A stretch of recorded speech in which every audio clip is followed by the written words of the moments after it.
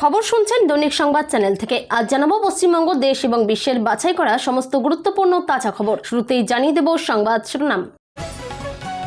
এবার গোটা বাংলায় মিড ডে মিলের দায়িত্বে স্কন, কেন এমন সিদ্ধান্ত? কারণ ব্যাখ্যা মুখ্যমন্ত্রী শুভেন্দুর। রাজ্যসভায় 4 নম্বর উইকেট পড়ল তৃণমূলের। ইস্তফা দিয়েই ভূপেন্দ্র যাদবের সঙ্গে বৈঠক করলেন তিনিও বিজেপিতে। অনশনরত ওয়াংচুকের জীবন বাঁচাতে যা প্রয়োজন সেটাই করুন, কেন্দ্রকে বলল দিল্লি হাইকোর্ট। পুরীতে রথযাত্রায় হুড়োহুড়িতে পদপিষ্ট 120, মৃত 1। পরিস্থিতি নিয়ন্ত্রণে দ্রুত পদক্ষেপ প্রশাসনের। যাওয়ার হলে 21-এর আগেই চলে যান। কোয়েলের ইস্তফার পরেই মমতার ডেডলাইন, নতুন করে দল গড়ার চ্যালেঞ্জ। বিমানবন্দরের ভেতরের মসজিদে বন্ধ নামাজ পাঠ, বাংলার 1 কোটি মুসলমানদের বড় প্রতিবাদে নামার ডাক সিদ্দিকুল্লার। মায়ানমার উপকূলে ভয়াবহ নৌকাডুবি, মৃত্যু অন্তত 500 রোহিঙ্গার। অভিষেককে জঙ্গলে ছেড়ে আসতে হবে, মমতার বাঘের মতো মন্তব্যকে কটাক্ষ অগ্নিমিত্রার। আমাদের লোকেরা সপ্তাহে 4টে কোয়ার্টার দখল করছে, জিতেন্দ্র তিওয়ারির ভিডিও ফাঁস করে তোপ তৃণমূলের। বুদ্ধদেবের বাড়ির নিরাপত্তা ফেরালো শুভেন্দু সরকার, মোতায়েন বাড়তি রক্ষী, ভোটের আগে কমিয়েছিল তৃণমূল। 21শে জুলাই এবার 4 মঞ্চে, ভাঙনের রাজনীতিতে শহীদ দিবস ও টুকরো, নতুন সমাবেশের ইঙ্গিত এনসিপিআইয়ের। 1998 বা 2004-এর মতো আবার শুরু করব, হার মানতে নারাজ মমতা। কি বার্তা দিলেন প্রাক্তন মুখ্যমন্ত্রী? নজরে চিকেন স্নেকের নিরাপত্তা, শিলিগুড়ি আসছেন স্বরাষ্ট্রমন্ত্রী অমিত শাহ। অভিষেকের সেবাশ্রয়ের সঙ্গে যুক্ত থাকা চিকিৎসকদের বিরুদ্ধেও হতে পারে কড়া পদক্ষেপ, তদন্ত করবে মেডিকেল কাউন্সিল। জন্ম মৃত্যুর সার্টিফিকেটে বড় পরিবর্তন, এবার থেকে মানতে হবে কড়া নিয়ম। কি বদলালো? ক্যারিবিয়ান দ্বীপে পাচার তৃণমূলের কালো টাকা, বিস্ফোরক ঋতব্রত শিবিরের মুখপাত্র প্রসূন। চেয়ার বাঁচাতে লাখ লাখ টাকা বিলি, পঞ্চায়েত প্রধানের নোট ছড়ানোর ভিডিও ঘিরে মালদহে শোরগোল। ফের চরম বিপাকে অভিষেক বন্দ্যোপাধ্যায়, সেবাশ্রয়ের ভুল চিকিৎসায় শিশুর হাত বাদ, দায়ের এফআইআর। পিএমশ্রী প্রকল্পের আওতায় স্কুল পিছু 25 লাখ, রাজ্যে চিহ্নিত 12,300 স্কুল। মোদি শাহর আর মাত্র 6 সাংসদ দরকার, মিশন 360 নিয়ে মরিয়া বিজেপি। টার্গেটে কি তৃণমূলের বাকি সাংসদরাও? 100 দিনের কাজ করিয়ে 2000 কোটি টাকা দেয়নি তৃণমূল সরকার, হাইকোর্টে মামলায় নয়া মোড়। অন্নপূর্ণা পোর্টালে ঢুকলে এবার এই লেখা দেখা যাচ্ছে, এতে 3000 টাকা পাওয়ার সম্ভাবনা কতটা? যে স্বপ্ন নিয়ে এসেছিলাম তা পূরণ হয়নি, কেন দল বদলের ইঙ্গিত দিলেন রচনা বন্দ্যোপাধ্যায়? বোমা গুলি মারব, কৌস্তবের বাড়ির সামনে বাইক তাণ্ডব, প্রাণঘাতী হামলার আশঙ্কা বিধায়কের। থানা প্রতি 50,000 তোলা, চেম্বারে এই বিজনেস ডিল, শান্তনুর কীর্তি ফাঁস ইডির চার্জশিটে। আবাস যোজনায় পাকা বাড়ি পাওয়ার সহজ পদ্ধতি, কারা আবেদনের তালিকার বাইরে, ফর্ম জমা দেওয়ার আগে অবশ্যই জানুন। শক্তিশালী ভূমিকম্পে কেঁপে উঠল নিউজিল্যান্ড, জারি সুনামি সতর্কতা। তোলাবাজিতে অভিযুক্ত তৃণমূল নেতাকে খুঁজে পেয়ে বেধড়ক মারধর ক্ষুব্ধ জনতার, তুলে দিল কল্যাণী থানার পুলিশের হাতে। 21 নিয়ে তৃণমূলের হাড্ডাহাড্ডি লড়াই, কালীঘাট মুছল অভিষেককে, হৃদদের পোস্টারে প্রাধান্য মনীষীদের। এতক্ষণ শুনছিলেন সংবাদ শিরোনাম, এখন আসছি বিস্তারিত খবরে। এবার গোটা বাংলায় মিড ডে মিলের দায়িত্বে স্কন, কেন এমন সিদ্ধান্ত? কারণ ব্যাখ্যা মুখ্যমন্ত্রী শুভেন্দুর। কলকাতার স্কুলগুলির মিড ডে মিলের দায়িত্ব দেওয়া হয়েছে স্কনকে, তার মেনু নিয়ে তুঙ্গে বিতর্ক। এবার আর শুধু কলকাতা নয়, নদিয়া, তারপর রাজ্যের সর্বত্র মিড ডে মিল চালু হবে। প্রশ্ন ওঠার পরেও কেন স্কনকেই দেওয়া হলো মিড ডে মিল সরবরাহের দায়িত্ব, তা নিয়ে তুঙ্গে চাপানোতর। বৃহস্পতিবার কলকাতার অ্যালবার্ট রোডের স্কন মন্দিরের রথযাত্রার অনুষ্ঠানে কারণ ব্যাখ্যা করলেন মুখ্যমন্ত্রী শুভেন্দু অধিকারী।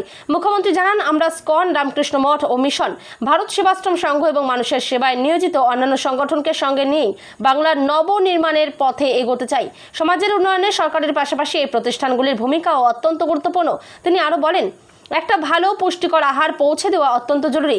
আমাদের স্কুলগুলিতে যে ছাত্রছাত্রীরা মিড ডে মিল গ্রহণ করে তারা মূলত মধ্যবিত্ত, নিম্ন মধ্যবিত্ত এবং অর্থনৈতিকভাবে পিছিয়ে থাকা পরিবারের সন্তান। সচ্ছল পরিবারের শিশুদের অধিকাংশই এই প্রকল্পের ওপর নির্ভর করে না, তাই অপুষ্টি দূর করতে পুষ্টিকর খাবারের বিশেষ প্রয়োজন রয়েছে। পূর্বতন তৃণমূল সরকারের বিরুদ্ধে মিড ডে মিল প্রকল্পে একাধিক দুর্নীতির অভিযোগ উঠেছে, সে কথা মনে করিয়ে শুভেন্দু বলেন, গত কয়েক বছরে পশ্চিমবঙ্গে মিড ডে মিল নিয়ে যে ধরনের দুর্নীতির অভিযোগ উঠেছে তা অত্যন্ত দুঃখজনক। শিশুদের খাবার নিয়ে অনিয়ম করা পাপের সমান। আগামী দিনে স্কন এই দায়িত্ব পালন করে আমাদের শিশুদের কাছে উন্নত মানের পুষ্টিকর খাবার পৌঁছে দেবে, সেটাই আমাদের কর্তব্য। উল্লেখ্য, গত 22শে জুন বিধানসভায় বিজেপি সরকার তাদের প্রথম বাজেট পেশ করেন অর্থমন্ত্রী স্বপন দাশগুপ্ত।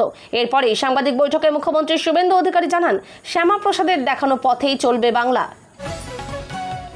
রাজ্যসভায় 4 নম্বর উইকেট পড়ল তৃণমূলের। ইস্তফা দিয়েই ভূপেন্দ্র যাদবের সঙ্গে বৈঠক করলেন তিনিও বিজেপিতে। গত ফেব্রুয়ারিতে রাজ্য পুলিশের প্রাক্তন ডিজি রাজীব কুমার, রাজ্যের প্রাক্তন মন্ত্রী বাবুল সুপ্রিয়, সুপ্রিম কোর্টের আইনজীবী মেনকা গুরুস্বামীর সঙ্গে কোয়েল মল্লিককেও রাজ্যসভায় পাঠিয়েছিল তৃণমূল। বৃহস্পতিবার দিল্লিতে ভূপেন্দ্র যাদবের সঙ্গে সাক্ষাৎ কোয়েল মল্লিকের। অবশেষে সত্যি হলো জল্পনা, রাজ্যসভার সাংসদ পদ থেকে ইস্তফা দিলেন কোয়েল মল্লিক। বৃহস্পতিবার দিল্লিতে গিয়ে উপরাষ্ট্রপতি সিপি রাধাকৃষ্ণনের কাছে নিজের ইস্তফাপত্র জমা দেন কোয়েল। তারপরেই কেন্দ্রীয় মন্ত্রী ভূপেন্দ্র যাদবের সঙ্গে দেখা করেন তিনি। সম্প্রতি ভূপেন্দ্রের হাত ধরে তৃণমূলের 20 জন লোকসভা সাংসদ nationalist citizens party of India বা এনসিপিআই তে যোগ দিয়েছিলেন। চলতি মাসে রাজ্যসভার 3 সাংসদ সুখেন্দু শেখর রায়, সুস্মিতা দেব, প্রকাশ সিং বড়াইক তৃণমূল ছেড়ে বিজেপিতে যোগ দেন। তাদের 3 জনকেই রাজ্যসভায় পাঠিয়েছে বিজেপি। এবার কেন্দ্রীয় মন্ত্রীর সঙ্গে কোয়েলের সাক্ষাতের পরেই জল্পনা, তবে কি তিনিও বিজেপিতে যাচ্ছেন? সুখেন্দু শেখরদের মতো তাকেও কি রাজ্যসভায় পাঠাবে বিজেপি? সূত্রের খবর, রাজ্যসভার চেয়ারম্যান তথা উপরাষ্ট্রপতি রাধাকৃষ্ণনের কাছে ইমেল করে নিজের ইস্তফাপত্র পাঠিয়েছিলেন কোয়েল। কিন্তু নিয়ম অনুসারে রাজ্যসভা থেকে ইস্তফা দিতে হলে সাংসদকে সশরীরে হাজিরা দিতে হয়। সেই মতো বৃহস্পতিবার সকাল রাজ্যসভার চেয়ারম্যানের হাতে নিজের ইস্তফাপত্র তুলে দেন রুক্মিণী। তিনি কোয়েল নামেই সর্বাধিক পরিচিত। তারপরেই তিনি দেখা করেন ভূপেন্দ্রের সঙ্গে।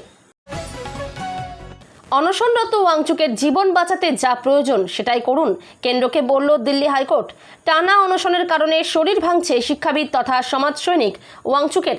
এই পরিস্থিতিতে তার স্বাস্থ্য নিয়ে উদ্বেগ প্রকাশ করে দিল্লি হাইকোর্টে মামলা রুজু হয়েছিল বুধবার। অনশনরত সোনম ওয়াংচুকের জীবন রক্ষায় যা প্রয়োজন তাই করতে হবে। বৃহস্পতিবার কেন্দ্রকে এমনই নির্দেশ দিল দিল্লি হাইকোর্ট। বৃহস্পতিবার দিল্লি হাইকোর্টের প্রধান বিচারপতি দেবেন্দ্র কুমার উপাধ্যায় এবং বিচারপতি তেজস কারিয়ার বেঞ্চের নির্দেশ, সরকারি চিকিৎসকদের দিয়ে প্রতিদিন ওয়াংচুকের স্বাস্থ্য পরীক্ষা করতে হবে। চিকিৎসকদের রিপোর্টের ভিত্তিতে যদি চিকিৎসার প্রয়োজন পড়ে তাহলে সেই বিষয়ে পদক্ষেপ করতে হবে কেন্দ্রকে। 2 বিচারপতির বেঞ্চের মৌখিক পর্যবেক্ষণ, প্রতিটি জীবন মূল্যবান। বৃহস্পতিবার শুনানির সময় আদালতে উপস্থিত ছিলেন কেন্দ্রের সলিসিটর জেনারেল তুষার মেহতা। তিনি আদালতকে জানান যে সরকারি চিকিৎসকেরা ইতিমধ্যেই ওয়াংচুকের স্বাস্থ্য পরীক্ষা করেছেন। তুষারের আশ্বাস, চিকিৎসকদের রিপোর্টের ভিত্তিতে ওয়াংচুকের স্বাস্থ্য সংক্রান্ত কোনো সহায়তার প্রয়োজন হয় তাহলে কেন্দ্র তা করবে, তবে সেক্ষেত্রে চিকিৎসকদের পরামর্শ মেনেই চলা হবে বলে জানিয়েছেন তিনি। টানা অনশনের কারণে শরীর ভাঙছে শিক্ষাবিদ তথা সমাজসৈনিক ওয়াংচুকের। টানা অনশনের কারণে শরীর ভাঙছে শিক্ষাবিদ তথা সমাজসৈনিক ওয়াংচুকের। এই পরিস্থিতিতে তার স্বাস্থ্য নিয়ে উদ্বেগ প্রকাশ করে দিল্লি হাইকোর্টে মামলা রুজু হয়েছিল বুধবার। বৃহস্পতিবার জরুরি ভিত্তিতে সেই মামলা শুনে উচ্চ আদালত। নিট কেলেঙ্কারির পরে শিক্ষামন্ত্রী ধর্মেন্দ্র প্রধানের ইস্তফার দাবিতে গত 20 জুন ককরোচ জনতা পার্টি যন্তর মন্তরে প্রতিবাদ শুরু করে। তার 7 দিন পরে সোনম ওয়াংচুক অনশন শুরু করেন। বৃহস্পতিবার তার অনশনের 19তম দিন। বুধবার রাতে সমাজ মাধ্যমে একটি ভিডিও পোস্ট করেন 3 ইডিয়টস খ্যাত সোনম। ভিডিও বার্তায় তিনি বলেন, আমার শরীর ভালো নয়, তবে খুব খারাপও নয়, এমন অবস্থা নয় যে 2-4 দিনেই মরে যাব। পুরীতে রথযাত্রায় হুড়োহুড়িতে পদপিষ্ট হয়ে 120, মৃত 1। পরিস্থিতি নিয়ন্ত্রণে দ্রুত পদক্ষেপ প্রশাসনের। রথযাত্রার শ্রীক্ষেত্র পুরীতে চেনা ভিড় এবারও। একটিবার প্রভুকে স্বচক্ষে দর্শন করার জন্য দেশ বিদেশের লাখো লাখো ভক্ত ভিড় জমিয়েছেন পুরীতে। সেই বিপুল ভিড় ঠেলে নীলমাধবকে দেখার হুড়োহুড়ির মধ্যেই ঘটল বিপত্তি। ভিড়ের চাপে পদপিষ্ট হয়ে যান কমপক্ষে 120 জন পুণ্যার্থী। এই মাত্র খবর পাওয়া অনুযায়ী পদপিষ্ট হয়ে একজনের মৃত্যু হয়েছে। প্রশাসনের তরফে অসুস্থদের দ্রুত উদ্ধার করে ভর্তি করানো হয়েছে হাসপাতালে। বৃহস্পতিবার রথযাত্রা উপলক্ষে সকাল থেকে মন্দির চত্বরে ছিল উপচে পড়া ভিড়। জগন্নাথ, বলরাম ও সুভদ্রাকে রথে তোলার সময় ব্যাপক হুড়োহুড়ি শুরু হয় ভক্তদের মধ্যে। গরমের কারণে বহু ভক্ত অসুস্থ হয়ে পড়েন। দ্রুত ঘটনাস্থলে পৌঁছে অসুস্থদের অ্যাম্বুলেন্সে করে হাসপাতালে পাঠান পুলিশ ও স্বাস্থ্যকর্মীরা। জগন্নাথ, বলরাম, সুভদ্রার রথের রশিতে টান দেওয়ার উদ্দেশ্যে ভক্তদের মধ্যে হুড়োহুড়ি পড়ে যেতেই বড় বিপত্তি ঘটে।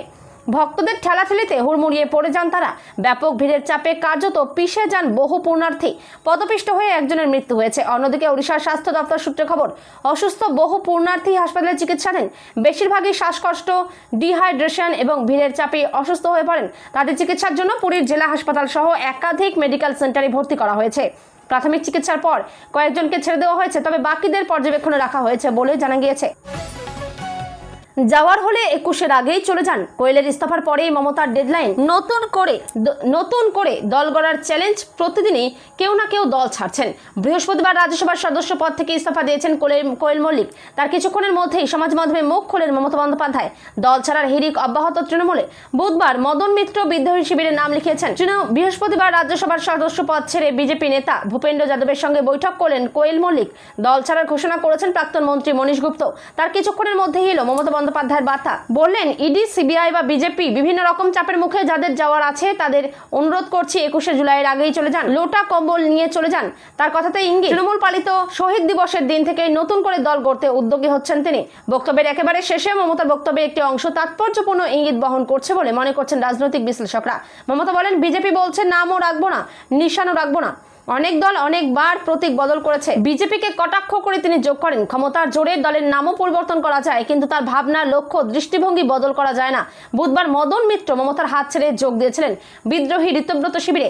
পরের দিনই পদত্যাগের পর কোয়েল মল্লিককে দেখা গেল দিল্লিতে বিজেপি নেতা ভূপেন্দ্র যাদবের সঙ্গে সাক্ষাৎ করতে।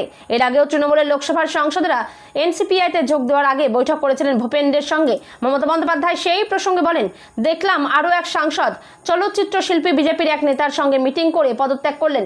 তিনি আগেই পদত্যাগের ইমেল পাঠিয়েছিলেন, এখন সশরীরে গিয়ে পদত্যাগ করেছেন। এছাড়া রাজ্যের প্রাক্তন মন্ত্রী মনীশ গুপ্ত তৃণমূল ছাড়ার ঘোষণা করেছেন।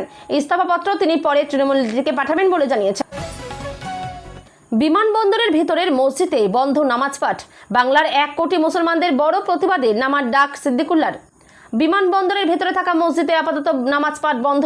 সূত্রের খবর, সোমবার পর্যন্ত এই সিদ্ধান্ত কার্যকর থাকছে। তাতেই প্রতিবাদের ডাক সিদ্দিকুল্লার। নামাজ পড়েই প্রতিবাদের ডাক প্রাক্তন গ্রন্থাগার মন্ত্রী সিদ্দিকুল্লাহ চৌধুরীর। শুক্রবার বিমানবন্দরের 7 নম্বর গেটে জামায়াতের আহ্বান জানানো হয়েছে। প্রতিবাদ স্বরূপ স্থানীয় বাসিন্দারাই বিমানবন্দরের ভেতরে থাকা ওই মসজিদে নামাজ পাঠ করবেন বলে জানিয়েছেন নেতা। পাশাপাশি রাজ্যে 1 কোটি মানুষকে কালো ব্যাচ পরে নামাজে সামিল হওয়ারও আহ্বান জানানো হয়েছে। সিদ্দিকুল্লাহ বলেন, সকাল 11:30 নাগাদ এলাকার লোকজন ওখানে নামাজ পড়তে যাবে। আর বাংলার 1 কোটি মুসলমানদের কাছে অনুরোধ, কালো ব্যাচ পরে নামাজ পড়তে যান, আল্লাহ কাছে দোয়া করে চলে আসুন। কোনো বিক্ষোভ প্রদর্শনের দরকার নেই, কোনো মাইকিং, ক্যানভাস কিছু থাকবে না। যদিও এই ঘটনাকে কেন্দ্র করে রাজনৈতিক আঙ্গিনেতেও শুরু হয়েছে চাপানোতর। দমদম উত্তরের বিজেপি বিধায়ক সৌরভ শিকদার আবার বলছেন, এই বাংলায় কোনো জমায়েতি, শরীয়তি আইন চলবে না। এখানকার শান্তিপূর্ণ মুসলমান ভাইদের কাছে অনুরোধ, কারো উস্কানিতে আইন ভাঙার কাজ করবেন না। এখানে দেশ সবার আগে, নিরাপত্তা সবার আগে। তার সব কথা, নিরাপত্তা দেশের প্রশ্নে কখনো ধর্ম বাধা হয়ে দাঁড়াতে পারে না। এরপরে সিদ্দিকুল্লাহ চৌধুরীর বিরুদ্ধে সুর চড়িয়ে বলেন, ওনার মতো লোকেরা ধর্ম নিয়ে ব্যবসা করে, ওরা যা খুশি বলতে পারে, আপনারা কোনো উস্কানিতে পা দেবেন না। অন্যদিকে সিদ্দিকুল্লাহর বিরুদ্ধে সুর চড়িয়েছেন রাজ্যের মন্ত্রী অগ্নিমিত্রা পালও। তিনি বলেছেন, উনি তো চিরকাল তো মুসলমানদের প্রতিশ্রুতি দিয়ে তা ভঙ্গ করেছেন। বঙ্গোপসাগরে ভয়াবহ নৌকাডুবি, অন্তত 500 জনের মৃত্যু হয়েছে। মায়ানমারের উপকূলে এই দুর্ঘটনা ঘটেছে। নৌকায় রোহিঙ্গারা ছিলেন বলেই জানিয়েছে রাষ্ট্রপুঞ্জ। মায়ানমারের অস্থির পরিস্থিতিতে বিগত কয়েক বছরে বহু মানুষই দেশ ছেড়েছেন।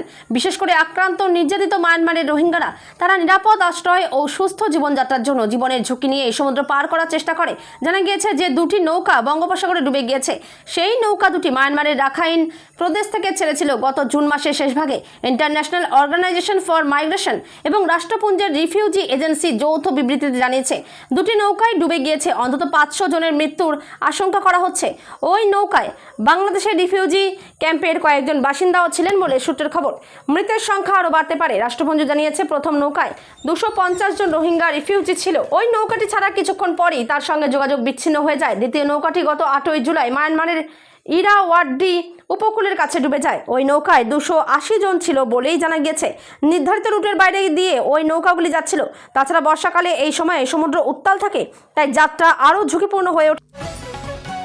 তৃণমূল সাংসদ অভিষেক বন্দ্যোপাধ্যায় বাঘের মতো লড়াই করেছেন বলে মন্তব্য করেছিলেন মমতা বন্দ্যোপাধ্যায়। এই নিয়েই এবার কটাক্ষ করলেন পুরমন্ত্রী অগ্নিমিত্রা পাল। তৃণমূলকে জঙ্গলের সঙ্গে তুলনা করেন তিনি জানান, জঙ্গলের মতোই তৃণমূলেও বাঘেদের মধ্যে লড়াই হচ্ছে। জনসাধারণের নিরাপত্তার স্বার্থে এই সব বাঘেদের খাঁচায় বন্দি রাখা কিংবা জঙ্গলে পাঠিয়ে দেওয়া উচিত। মন্ত্রী বলেন, অভিষেককে জঙ্গলে ছেড়ে আসতে হবে। গতকালই বীরভূমের নেতা অনুব্রত মণ্ডল ও কামারহাটির বিধায়ক মদন মিত্র মমতার সঙ্গ ছেড়ে শিবিরের সঙ্গে হাত মেলান। কালীঘাট তৃণমূল ছেড়ে অনুব্রত অভিযোগ করেন অভিষেকের জন্যই জেলে যেতে হয়েছিল তাকে। অন্যদিকে অভিষেকের বিরুদ্ধে মুখ খুলে মদনের অভিযোগ ইডির থেকেও এবি বেশি ভয়ঙ্কর। এই আবহে অভিষেক প্রসঙ্গে মমতার বাঘের মতো লড়াই মন্তব্য নিয়ে কটাক্ষ করেন পুরমন্ত্রী। তিনি বলেন, প্রাক্তন মুখ্যমন্ত্রী আসলে কোন বাঘের কথা বলছেন? বীরভূমের বাঘ নাকি কালীঘাটের বাঘ? রাজ্যে এখন বাঘে বাঘে ছড়াছড়ি, বাঘদের খাঁচাবন্দি রাখাই ভালো। অভিষেক প্রসঙ্গে তিনি বলেন, বেশি বাড়াবাড়ি করলে তাকে জঙ্গলে ছেড়ে আসতে হবে। সভ্য সমাজে এই সব বাঘদের জায়গা নেই। তবে অনুব্রত কি বাঘ? তিনি তো এখন মিউ মিউ